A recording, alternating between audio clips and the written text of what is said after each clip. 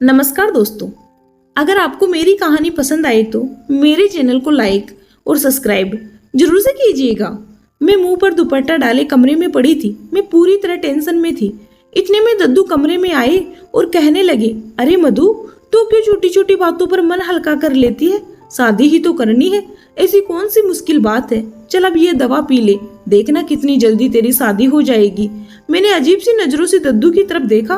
भला इस दवा से मेरी शादी का क्या संबंध था? दद्दू ने मुझे जबरदस्ती उठाकर बिठाया और कहने लगे, इतना सोचने की क्या जरूरत है? मैं तेरा दद्दू हूँ और जो भी करूँगा तेरे हक में बेहतर ही करूँगा। तेरे दद्दू को अपनी औलाद से ज्यादा उनके बच्चे प्यारे हैं। ये दवा भी तेरी शादी के लिए ही है। दद्दू की बात मेरे सर के ऊपर से गुजर रही थी, लेकिन दादाजी के आगे मेरी कहाँ चलती, इसलिए मैंने खामोशी से वह दवा पी ली। मैंने दद्दू से पूछा कि ये किस चीज की दवा है और आप कहाँ से लाए हैं? तो दद्दू ने मेरी बातों का जवाब देने के बजाय मुझे अपनी पिछली बातों के किस्से सुनाने शुरू कर दिए। मैं बहुत ध्यान से दद्दू की बातें सुन रही थी। पता नहीं मेरी किस्मत में क्या लिखा था। 36 साल की उम्र में भी मैं अपने दद्दू की दहलीज पर बैठी हुई थी, जबकि मेरी उम्र की सारी लड़कियां अब तक 2 बच्चों की मां बन चुकी थी। मैं तो किसी की शादी में भी जाती तो एक कोने में छुपकर बैठ जाया करती थी। लोगों की चुपती नजरें और सवाल मुझ पर किसी पल चैन नहीं लेने देते थे। अब तक न जाने कितने लोग मेरा रिश्ता लेकर आए हमारे घर, लेकिन जाने से पहले वह इनकार करना नहीं भूलते। मैं अपना चेहरा आईने में देखती तो कभी अपने बालों में उतरती चांदनी को महसूस करके आंसू बहाने लगती। कभी कभी मैं दद्दू से जिद लगाती कि वह किसी भी से भी मेरा रिश्ता करवा दे। मैं अब इस घर में नहीं रहना चाहती। हर लड़की की तरह मेरी भी ख्वाहिश थी कि मेरी जिंदगी में भी कोई मर्द हो जिसे मैं अपना कह सकूं और उसके साथ अपना दुख सुख बांट सकूं। मेरी जिंदगी में मेरे बूढ़े दादाजी के सिवा और कोई नहीं था। और बहुत सी बातें ऐसी होती है जो इंसान अपने माँ बाप से नहीं बल्कि अपने जीवन साथी से करते हैं, लेकिन वह जीवन साथी शायद मेरी किस्मत में लिखा ही नहीं था। मैं अब इन हालातों से तंग आ चुकी थी। जब भी दद्दू से शादी की बात करती या कोई रिश्ते वाले इनकार करके जाते तो दद्दू वही दवा की पुड़ियां लेकर मेरे पास आ जाते और दवा पिलाकर कहते कि देखना जल्दी ही तेरी शादी हो जाएगी। कभी कभी तो मुझे लगता कि उम्र के साथ साथ दद्दू का दिमाग भी सटिया गया है। भला दवा की पुड़ियां खाने से किसी की शादी कैसे हो सकती थी? वह जब तक दद्दू खुद किसी अच्छी जगह मेरा रिश्ता न करवा देते, दवा की पुड़ी से कुछ नहीं होना था। दवा के आश्रय में 4 साल गुजर चुकी थी। फिर एक दिन मेरे लिए शहर से एक बड़े आदमी का रिश्ता आया जिसकी शादी नहीं हुई थी। वह मेरे से 3 साल बड़ा था। हम दोनों का रिश्ता जच रहा था और उम्र का भी कोई मसला नहीं था। मेरे लिए ये लड़का परफेक्ट था। मैंने दद्दू से कहा कि मुझे इस रिश्ते पर कोई एतराज नहीं है, आप मेरा रिश्ता यहाँ कर दे।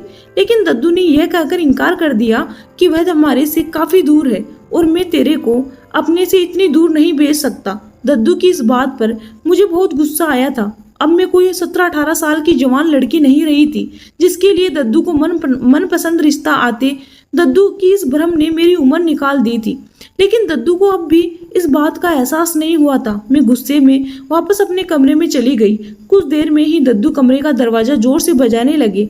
मजबूरन मुझे दरवाजा खोलना पड़ा, लेकिन मैंने सोच लिया था कि दद्दू से मैं कोई बात नहीं करूंगी। जब दद्दू को मेरे जज्बात की परवाह नहीं थी और ना ही मेरी बढ़ती उम्र का एहसास था, तो मुझे भी उनसे कोई बात नहीं करनी थी। दद्दू कमरे में आए और आकर प्यार से मुझे समझाने लगे कि मधु, इतना जल्दी का जोर न डाल, तेरी किस्मत में बहुत अच्छा लड़का लिखा है। मैंने गुस्से में दद्दू से कहा कि वह अच्छा लड़का कब आएगा? जब मैं आपकी तरह बूढ़ी हो जाऊंगी, क्योंकि आधी उम्र तो गुजर चुकी है। दद्दू ने वही दवा की पुड़ियां और एक गिलास पानी मेरे आगे रखा और कहने लगे, उसे खा लो, फिर देखना कैसे अच्छा लड़का मिलेगा।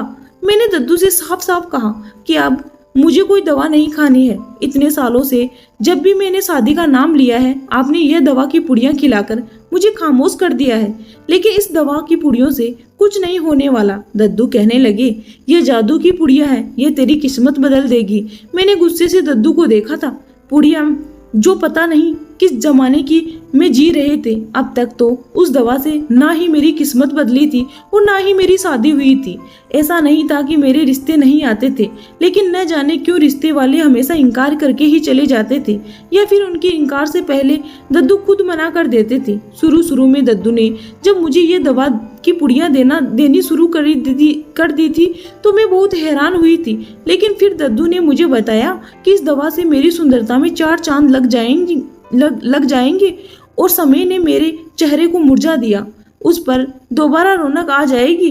दद्दू की बात सुनकर मैं खुश हो जाती और पानी के साथ पुड़ियाँ खाकर थोड़ी देर ही में नींद की वादियों में उतर जाती। लेकिन 3 साल गुजरने के बाद भी ना ही मेरी किस्मत का दरवाजा खुला था और ना ही कोई मेरी घर पर बारात लेकर आया था। मेरी उम्र तकरीबन 36 साल हो चुकी थी और एक लड़की के लिए इतनी ज्यादा उम्र में रिश्ता आना बहुत मुश्किल काम था। इसलिए मेरी उम्मीद ने दम तोड़ दिया था। मैं हर वक्त किसी न किसी कोने में छुपकर आंसू बहाने लगी थी। मैंने दद्दू से कह दिया था कि अब अगर मेरा रिश्ता ना हुआ तो मैं अपनी जान ले लूंगी। मेरा हाल देखकर दद्दू ने मुझे वही दवा की पुड़ियाँ खिलाई और तसल्ली के बोल कह दिए। दूसरे दिन कुछ रिश्ते वाले हमारे घर चले आए। लड़के की माँ एक रिश्ते वाली मौसी के साथ आई थी। उसने पहली ही नजर में मुझे पसंद करा था।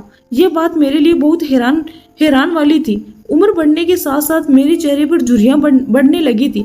मुझे लगा उनका भाई शायद मुझसे भी कहीं ज्यादा उम्र वाला होगा या फिर पहले से शादीशुदा होगा, इसलिए उन्होंने मुझे पसंद कर लिया है। लेकिन जैसे ही तस्वीर मेरे हाथ में आई मेरे होश उड़ गए। वह तो उम्र में मुझसे काफी छोटा और जवान लड़का था। तस्वीर में कोई ऐब नजर नहीं आ रहा था और ना ही उन्होंने लड़की में कोई नुक्स बताया था। मैं हैरान व परेशान से बार बार तस्वीर को देख रही थी। और फिर उन लोगों के जाने के बाद जब यही बात मैंने दद्दू से कही तो दद्दू हंसकर कहने लगे कि तेरी किस्मत खुल गई है, तुझे अब भी परेशानी है। दद्दू ने इस रिश्ते के लिए जैसे ही हामी भरी तो मैं खुशी से झूम उठी। दद्दू की दवा काम कर गई थी। दद्दू ने 15 दिन में ही मेरी शादी की तारीख तय कर दी थी और जल्दी जल्दी शादी के सारे कामकाज भी कर लिए थे। दद्दू ने मुझे खुद अपने हाथों से विदा किया था और मुझे यकीन ही नहीं हो रहा था कि मैं अपने ससुराल की दहलीज पर पहुंच गई हूँ। मैं लाल जोड़े में दुल्हन बनी बेटी थी और मेरी उम्र बहुत ज्यादा हो चुकी थी, लेकिन अरमान तो अभी भी मेरे दिल में पहले की तरह ही जवान थे। यह मेरी पहली ही शादी थी और इस शादी को लेकर मैंने बहुत सालों से सब्र किया था और आज जब यह रात आई तो मैं खुशी से पागल हो रही थी। कितने सालों से ये ख्वाहिश किसी चिंगारी की तरह मेरे मन में दबी हुई थी कि मेरी जिंदगी में भी कोई हमसफर हो जो मेरे से प्यार करे, जिसके लिए मैं सब कुछ हूँ और जो मेरे लिए सारी दुनिया के सामने खड़ा हो जाए। और आज यह चिंगारी बुझ चुकी थी क्योंकि मैं शादी करके उस घर में चली आई थी। 36 साल की उम्र में दुल्हन बनना एक अलग ही एहसास था और मैं बार बार खुद को आईने में देख रही थी। दिल में बहुत सवाल उठ रहे थे कि कहीं मैं ज्यादा उम्र की तो नहीं महसूस हो रही हूँ। कहीं ऐसा ना हो कि शादी की पहली रात ही अपने पति के दिल से मैं जगह न बना पाऊँ, वह मुझे बूढ़ी ना समझ बैठे। मैंने शादी से पहले अपने बालों को भी रंगवा लिया था। जैसे ही मुझे दरवाजे पर आहट का एहसास हुआ तो मैं अपने घूंघट फौरन डालकर बिस्तर पर बैठ गई और खुद को तसल्ली देने लगी, ऐसा कुछ नहीं होगा। कम उम्र की लड़कियों की तरह मुझे शर्माना नहीं आया था, लेकिन मैं नजर झुकाकर बैठ गई थी। मुकुल को लेकर मेरे दिल में बहुत से अरमान पैदा हो रहे थे। मुकुल कमरे में आए और कमरे के पास आकर बैठ गए। ना ही उन्होंने मेरा घूंघट उठाया और ना ही कुछ देर तक कोई बात की। मुझे अजीब सी घबराहट होने लगी थी। वह उम्र में भी मुझसे काफी छोटे थे, बहुत स्मार्ट भी थे। मुझे यह डर सता रहा था कि कहीं उनके घर वालों ने जबरदस्ती तो उनकी शादी मेरे साथ ना कर दी हो। दरअसल शादी से पहले मेरी और मुकुल की कोई मुलाकात न हो सकी थी। सिर्फ हमने एक दूसरे की तस्वीर में को ही देखा था। जब कुछ देर तक मुकुल ने मुंह से कोई शब्द नहीं निकाला तो मैंने खुद ही अपना घूंघट उठा लिया। मेरा सारा बदन ठंडा पड़ गया था। मुझे एहसास हो गया था कि उन्होंने मुझसे यह शादी जबरदस्ती में की है। मैंने फौरन ही मुकुल का हाथ पकड़ा और उन्हें यकीन दिलाना चाहा कि मैं सारी जिंदगी उनकी गुलामी करूंगी, उनकी खिदमत करूंगी। वह मुझे एक मौका दे दे। मेरी बात सुनकर मुकुल अजीब अंदाज से हंसने लगे और कहने लगे, तुम्हें मौका देने की क्या जरूरत है, तुम तो पहले से ही एक अनुभव वाली औरत हो। मुकुल की बात सुनकर मैं शर्मिंदा हो गई। मुझे लगा कि शायद वह मुझे मेरी उम्र का ताना दे रहे हैं, लेकिन क्योंकि मैं उस उम्र उनसे तकरीबन 8 साल बड़ी थी, उसकी वजह से मुझे लगा कि वह मुझे नहीं अपना सकेंगे। लेकिन बात कुछ और ही थी। मुकुल ने अपने पॉकेट से कुछ तस्वीरें निकाली और मेरे मुंह पर जोर से दे मारी। सारी तस्वीरें कमरे में चारों तरफ फैल गई। जैसे ही मैंने सामने पड़ी एक तस्वीर पर मैंने नजर डाली तो मेरे कदमों तले जमीन निकल गई, क्योंकि उन तस्वीरों में कोई और नहीं बल्कि मैं खुद थी। और जो दृश्य उन फोटो में नजर आ रहा था उसे देखकर मेरे पसीने छूटने लगे थे और चेहरा लाल सुर्ख हो गया था। मेरी ऐसी तस्वीर मुकुल के पास कहाँ से आई, मैं समझ नहीं पाई थी। मैंने हैरत, शर्म और आंसू भरी नजरों से मुकुल की तरफ देखा और पूछा कि ये क्या है।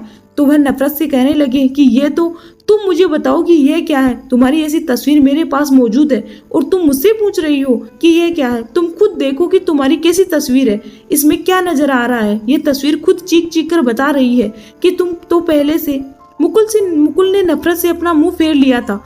तो तुम पहले से ही पूरी अनुभवशील हो। अगर मैंने शादी से पहले ये तस्वीर देखी होती तो तुमसे कभी शादी का सोच भी नहीं सकता था। मैंने तो यह सोचकर तुम्हें अपनाया था कि कोई ना ज्यादा उम्र होने से किसी की जिंदगी खुशहाल कर दूंगा और तुम सारी उम्र मुझे दुआएं दोगी और मैं तुम्हारा आसरा बनूंगा। हम एक साथ अच्छी जिंदगी गुजार देंगे। लेकिन मुझे क्या मालूम था कि मुझे शादी की रात तुम्हारी ऐसी तस्वीर मिलेगी जिसे देखकर मेरे सर पर आसमान गिर पड़ेगा। तस्वीर को देखकर मुझे पता चला कि तुम क्या हो। आज की रात ऐसे घूंघट डालकर बैठी हो जैसे बहुत हया और शर्म वाली भोली भाली औरत हो। अगर तुम यह सब पहले ही कर चुकी थी तो फिर मुझसे शादी क्यों की और इस खुद को कंवारा जाहिर करने का नाटक क्यों किया। मुकुल के शब्दों ने मेरे होठों को सिल दिया था। मैं खामोशी से उनके चेहरे को देख रही थी। बहुत कुछ कहना चाहती थी लेकिन जबान साथ देने को तैयार न थी। कुछ देर पहले जो एहसास और अरमान मेरे दिल में थे वह सब खत्म हो चुके थे और सब अब मुझे समझ नहीं आ रहा था कि मुकुल से क्या कहूँ। वह सारे अरमान जो मैं पिछले 15 दिनों में छुपाई बैठी थी, वह सारे अरमान कहीं खो गए थे।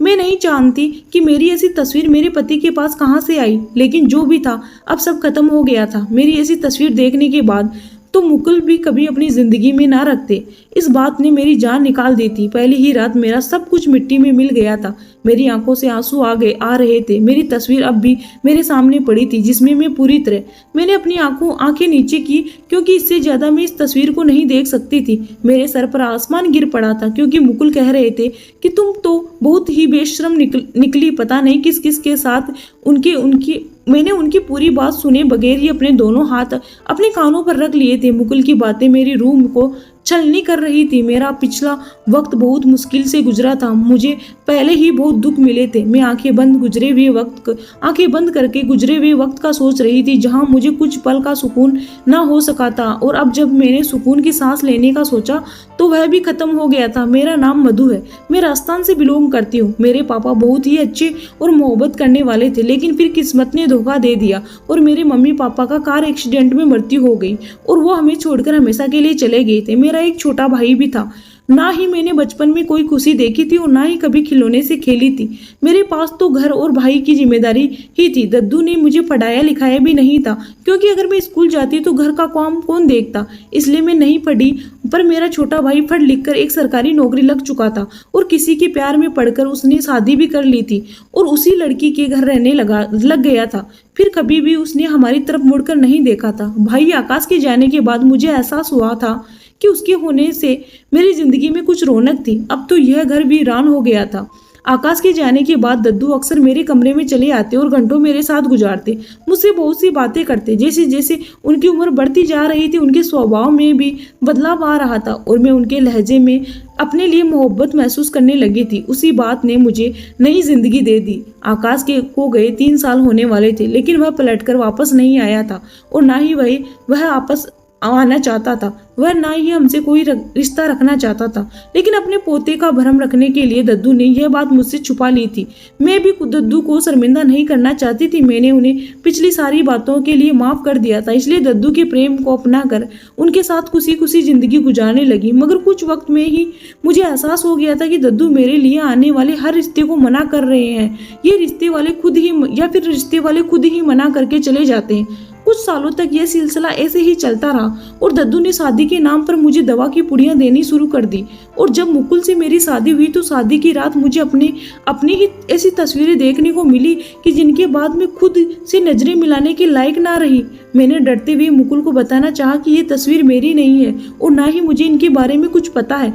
मगर मेरी बात सुनकर मुकुल ने मुझे बहुत नफरत से देखा और कहने लगे कि तुम बड़ी ठीठ हो जो झूठ पर झूठ कह रही हो। गौर से देखो, ये तुम्हारा ही कमरा है और तुम्हारा ही बिस्तर है। तो मैंने गौर से देखा तो वाकई वह मेरा कमरा था और मेरी दीवार का हल्का हरा रंग मेरी बर्बादी की दास्तां सुना रहा था। मुझे खुद मालूम नहीं था कि मेरी ऐसी तस्वीर कब और किसने ली थी, मगर मुकुल मेरी बात मानने को तैयार नहीं था। बहुत इंतजार और मुश्किलों के बाद मेरी शादी हुई थी और शादी की पहली रात ही बर्बाद हो गई थी। मुकुल ने मुझे कहा था कि मैं एक रात उनके घर गुजार सकती हूँ, लेकिन आने वाली सुबह हमारा कोई ताल्लुक नहीं होगा। मुकुल की इस बात ने मेरे रोंगटे खड़े कर दिए थे। मैं वापस अपने दद्दू के घर नहीं जाना चाहती थी। मैं मुकुल के कदमों में बैठकर हाथ जोड़कर मिन्नतें करने लगी कि यह तस्वीर मेरी नहीं है, मैंने कभी ऐसी तस्वीर नहीं बनवाई है और ना ही मैं गिरी हुई गठिया लड़की हूँ। मैंने तो इज्जत से आपके साथ शादी की है और आपके साथ जिंदगी गुजारना चाहती हूँ। लेकिन मुकुल पर मेरी किसी बात का कोई असर नहीं हो रहा था। सारी रात मुकुल के आगे हाथ जोड़े गुजर गई और जब सुबह होते ही मुकुल ने कहा कि वह मुझे अपनी जिंदगी में बर्दाश्त नहीं करना चाहती, परंतु मुकुल की माँ को जब यह बात पता चली तो माँ जी ने उन्हें रोका और कहा पहले पूरी बात का पता लगवाओ। मुकुल की माँ की बात सुनकर मैं हैरान रह गई थी कि मेरी तस्वीर देखने के बावजूद भी वह मेरे खिलाफ नहीं हुई थी, बल्कि मुझे एक मौका देना चाहती थी। बहुत प्यार से वह मुझसे पूछने लगी कि ऐसा कैसे मुमकिन है कि किसी ने तुम्हारी ऐसी तस्वीर बनाई और तुम्हें पता भी ना हो? क्या तुम नींद की दवा लेती हो? मैंने माँ जी को बताया कि ऐसी तो कोई बात नहीं है, लेकिन जब भी मैं दद्दू की दी हुई पुड़ियाँ खाती हूँ तो मुझे गहरी नींद आती है। मेरी बात सुनकर माँ जी ने कहा तुम्हें कौन सी पुड़ियाँ खिलाते थे? और फिर मैंने उन्हें बताया कि वह मुझे शादी के लिए चूर्ण की पुड़ियाँ खिलाते थे। यह बात सुनकर मुकुल और माँ जी दोनों चौंक उठे थे और कहने लगे ऐसी कौन सी गोली आती है? तुम शायद पढ़ी लिखी नहीं हो और सारी जिंदगी अपने दद्दू के साथ घर में रही हो, इसलिए उनकी बात पर यकीन करती चली गई। दाल में कुछ ना कुछ काला जरूर है, क्योंकि तुम्हारा दद्दू तुम्हारी शादी नहीं करवाना चाहता था और यह बात मुझे रिश्ते वाले दिन ही पता चल गई थी। तुम्हारे दद्दू ने आज तक तुम्हारे घर आने वाले हर रिश्ते को खुद ही ठुकराया था।